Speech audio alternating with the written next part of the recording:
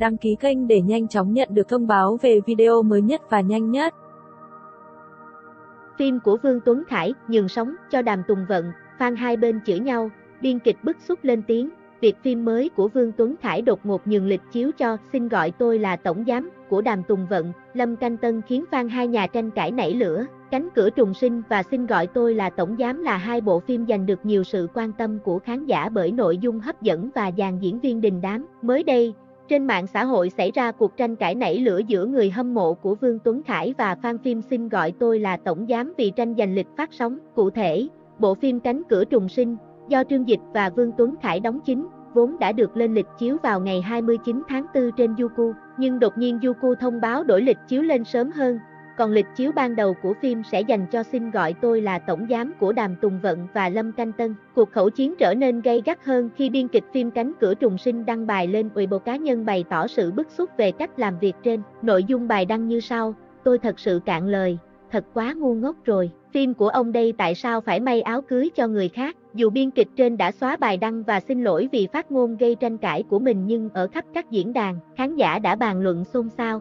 Cộng đồng mạng lý giải nguyên nhân khiến biên kịch bức xúc đến vậy là do họ đã chuẩn bị ổn thỏa công tác tuyên truyền và chỉ đợi đến ngày phim chiếu. Việc đổi lịch chiếu đột ngột dẫn đến đoàn phim của Vương Tuấn Khải không trở tay kịp và công tác tuyên truyền phải bắt đầu lại từ đầu. Tuy nhiên, một số khán giả cho rằng hành động đăng bài của biên kịch Cánh Cửa Trùng Sinh khó có thể chấp nhận được, bởi từ xưa đến nay theo truyền thống của Cbiz, việc phim bị dời lịch chiếu sau khi đã thu xếp ổn thỏa xảy ra nhiều như cơm bữa. Họ cho rằng nếu biên kịch quá bức xúc thì có thể tâm sự nhẹ nhàng trên Weibo, nhưng việc ám chỉ phim Xin Gọi Tôi Là Tổng Giám với lời lẽ may áo cưới cho người khác là quá nặng nề. Hiện những tranh cãi xoay quanh lịch chiếu của hai bộ phim vẫn chưa chấm dứt. Được biết, phía đoàn phim Xin Gọi Tôi Là Tổng Giám của Đàm Tùng Vận vẫn chưa lên tiếng trước lùm xùm trên.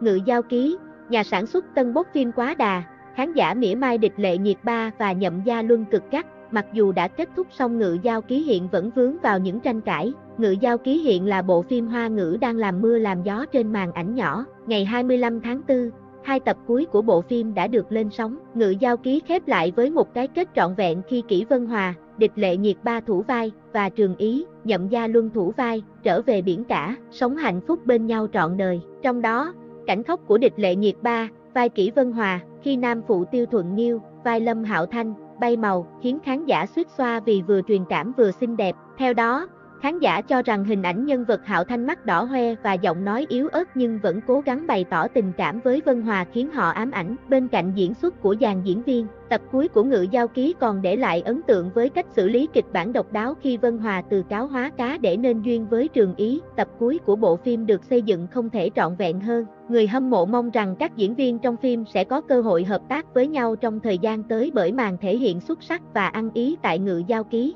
Trong bài đăng mới đây trên Weibo cá nhân, Địch Lệ Nhiệt Ba, vai Kỷ Vân Hòa, đã có những trải lòng về bộ phim vừa qua và gửi lời tạm biệt đến khán giả. Nữ diễn viên nói rõ, sự tự do chính là thứ cuối cùng đọng lại trong cuộc đời Kỷ Vân Hòa và gửi đến khán giả thông điệp, lựa chọn của trái tim mới là tự do. Cụ thể, mỹ nhân cho rằng nếu để cô dùng một từ để định nghĩa Kỷ Vân Hòa, thì cô sẽ chọn tự do. Nhiệt Ba bày tỏ cô rất vui vì có thể gặp được một nhân vật như Kỷ Vân Hòa. Từ Vân Hòa, Nhiệt Ba cảm thấy vinh hạnh khi được trải qua muôn kiếp nhân sinh và cảm nhận được sự trưởng thành của nàng. Cuối bài đăng, Nhiệt Ba không quên cảm ơn sự vất vả của các nhân viên công tác, những người bạn đã khóc và cười cùng phim. Đặc biệt, cô gửi lời cảm ơn chân thành từ tận đáy lòng mình vì mọi người đã yêu thích và ủng hộ Kỷ Vân Hòa. Bài đăng của Nhiệt Ba nhận được nhiều lượt tương tác của cộng đồng mạng. Nhiều người bày tỏ sự nuối tiếc khi phải tạm biệt Vân Hòa, Trường Ý, Nhậm Gia Luân và dàn diễn viên xuất sắc trong Ngự Giao Ký. Ngự Giao Ký kết thúc thành công song vẫn không tránh khỏi việc dấy lên những tranh cãi.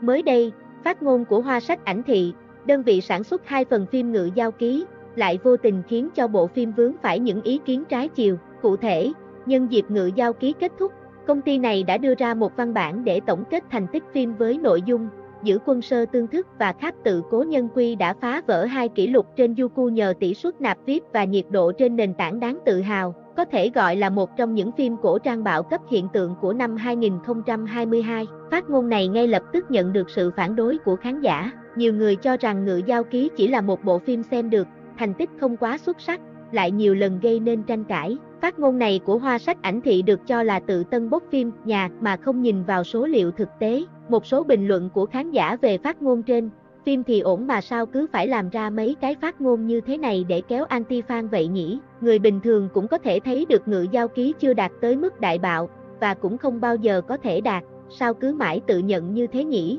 Fan của hai nhà chưa từng mong Ngự Giao Ký trở thành đại bạo hay gì hết. Quan trọng là nhà sản xuất và Youku liên tục phát ngôn như vậy khiến người ngoài nghĩ sai về bộ phim. Thật sự không hiểu nổi kế hoạch PR này của bên phía sản xuất, điều kiện để trở thành một phim đại bạo bây giờ dễ dàng như vậy sao?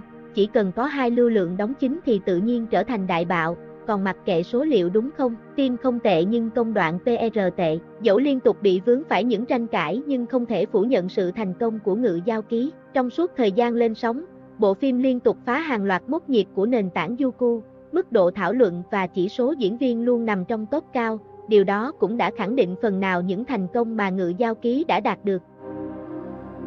Thả Thí Thiên Hạ, cuối cùng Triệu Lộ Tư cũng đóng bớt dở. Thả Thí Thiên Hạ đang có lượt thảo luận và nhiệt độ hàng đầu làng phim ảnh Hoa ngữ hiện giờ, bởi một phần có sự tham gia của hai ngôi sao là Dương Dương và Triệu Lộ Tư. Có thể nói sau phim Trường Ca Hành, Thả Thí Thiên Hạ là một trong những phim thử thách Triệu Lộ Tư khả năng diễn xuất, khi theo fan nguyên tác đánh giá, Bạch Phong Tịnh là một nhân vật khó, khi hành tẩu giang hồ là một người khá là tùy hứng, bừa bãi nay đây mai đó thế nào cũng được, tưởng dễ gần nhưng lại cảm thấy có gì đó không muốn mở lòng. Lúc làm Phong Nữ Vương lại nghiêm túc chỉnh chu lạ kỳ, nhưng sau khi Thả Thí Thiên Hạ phát sóng một thời gian, có thể thấy Triệu Lộ Tư dù cố gắng nhưng chưa thể hiện được phong thái của nhân vật Bạch Phong Tịch. Tuy nhiên, trong một cuộc phỏng vấn gần đây, Triệu Lộ Tư lại gây tranh cãi khi cho rằng bản thân mình khá giống với nhân vật Bạch Phong Tịch.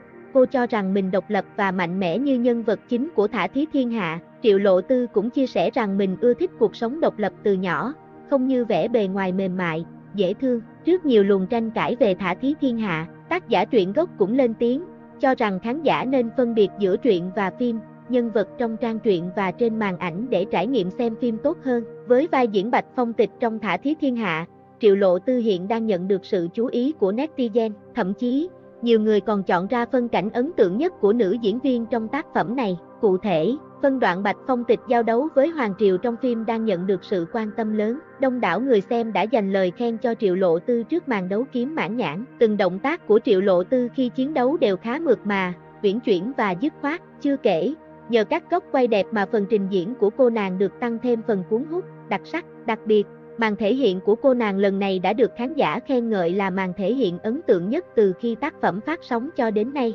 Phản ứng của netizen trước cảnh quay mãn nhãn của Triệu Lộ Tư trong Thả Thí Thiên Hạ, xem từ tập 1 tới tập này, đây là cảnh quay mình ấn tượng nhất luôn. Mê những màn võ công của Bạch Phong Tịch thật sự, diễn viên chính và diễn viên phụ đẹp quá trời. Cảnh võ thuật xem đã mắt vì quá đẹp và ngầu. Nhân vật Bạch Phong Tịch của nữ diễn viên được mọi người biết đến là một cô gái vô tư, ung dung tự do tự tại. Tuy nhiên, thân phận thật sự của cô chính là công chúa của Phong Quốc, sau kế vị Phong Vương. Bạch Phong Tịch hứa hẹn sẽ là một nhân tố nổi bật trong cuộc chiến tranh giành thiên hạ sắp tới. Mặc dù còn nhiều lời chê bai về diễn xuất của Triệu Lộ Tư nhưng sự tiến bộ cũng như cố gắng nhập thân vào vai diễn của nữ diễn viên được nhiều người hâm mộ ghi nhận. Bên cạnh Triệu Lộ Tư, Thả Thí Thiên Hạ còn có sự góp mặt của Dương Dương. Cả hai khiến khán giả phấn khích trước màn hợp tác ăn ý của mình. Chưa kể, phản ứng hóa học bùng nổ của bộ đôi chính cũng giúp tác phẩm thu hút được sự chú ý của người xem. Lệnh hạn chế cổ trang bị siết chặt, phim của Dương Tử, Tiêu Chiến, Nhiệt Ba khó lòng lên sóng. Có thông tin cho biết lệnh hạn chế phim cổ trang đang bị siết chặt, phim của Dương Tử, Tiêu Chiến sẽ khó lòng được lên sóng. Phim cổ trang là một trong những dòng phim tiêu biểu đại diện cho văn hóa giải trí của Trung Quốc. Tuy nhiên ở thời điểm hiện tại, phim cổ trang xuất hiện ngày càng nhiều nhưng chất lượng lại kém hơn hẳn trước kia. Chính vì vậy Tổng cục Quảng bá Phát thanh Truyền hình Quốc gia Trung Quốc, NRTA, đã đưa ra lệnh hạn chế phim cổ trang. Lệnh hạn chế phim cổ trang được đưa ra khi loạt phim cổ trang được đầu tư lớn đã hoàn thành và đang chờ xếp lịch lên sóng. Chính vì vậy, không ít khán giả lo sợ những dự án phim được mong đợi này sẽ có nguy cơ phải nằm kho thời gian dài mới được lên sóng. Trong danh sách phim cổ trang đã hoàn thành và đang chờ lên sóng, có rất nhiều dự án hợp tác của các đỉnh lưu showbiz tiêu biểu có thể kể đến An Lạc Truyện, Địch Lệ Nhiệt Ba, Cung Tuấn, Trầm Vụng Hương Phai, Dương Tử, Thành Nghị, Ngọc Cốt Giao, Tiêu Chiến, Nhậm Mẫn. Không chỉ bởi sở hữu dàn diễn viên nổi tiếng, những bộ phim này còn được mong đợi lên sóng vì có cốt truyện hay, kỹ xảo được đầu tư đẹp mắt.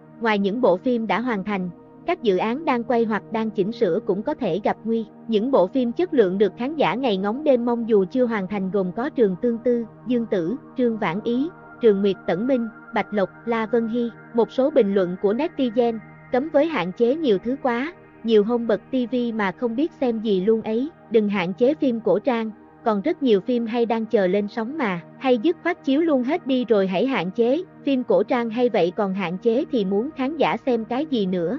Ngọc Cốt Dao, Trầm Vụng Hương Phai, An Lạc Truyện, quá nhiều phim hay đang chờ lên sóng. Sao Xuyên Không, Cung Đấu, phim chuyển thể từ Đam Mỹ, tất nhiều thể loại phim khác đều bị phía Tổng cục Quảng bá Phát thanh Truyền hình Quốc gia Trung Quốc, NRTA, ra lệnh cấm hoặc hạn chế. Hiện tại, cư dân mạng đều mong NRTA có thể nới lỏng lệnh hạn chế để các bộ phim cổ trang đang tồn kho được lên sóng.